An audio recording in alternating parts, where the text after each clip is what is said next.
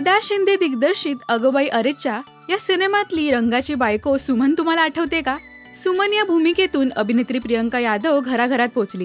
सिनेमासोबतच अभिनेते संजय नार्वेकर आणि प्रियंका यादव ही जोडी सुद्धा सुपरहिट ठरली. अनेक सिनेमांमध्ये आपल्या अभिनयाची छाप पाडूनही प्रियंका सध्या सिनेविश्वापासून दूर आहे. ती सध्या काय करते जाणून घेऊया.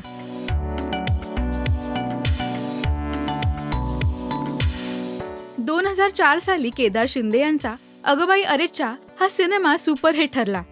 सिनेमात रंगाची बायको सुमन साकारणाऱ्या प्रियंका यादवचा हा पहिला सिनेमा होता.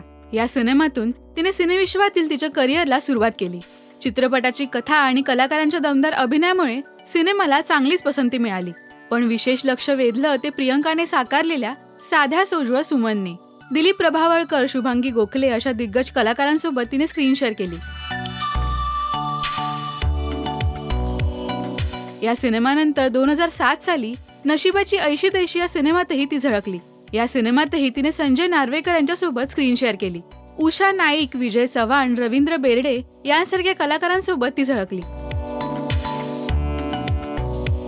यानंतर दो दो पावसातील वन डे मॅच, हाय कमांड, लेक लाडकी, बाईला हो बायकोला खो, असा हा अतरंगी, हा मी मराठा, हृदयात समथिंग समथिंग, तुझीच रे यासारख्या सिनेमात ती झळकली.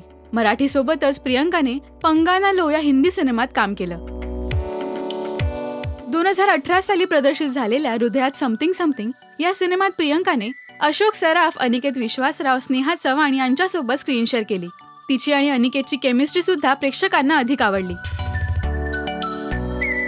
या सिनेमानंतर 2019 मध्ये तुझीच रे या सिनेमात ती झळकली. या सिनेमात ती प्रेक्षकांना शेवटची दिसली.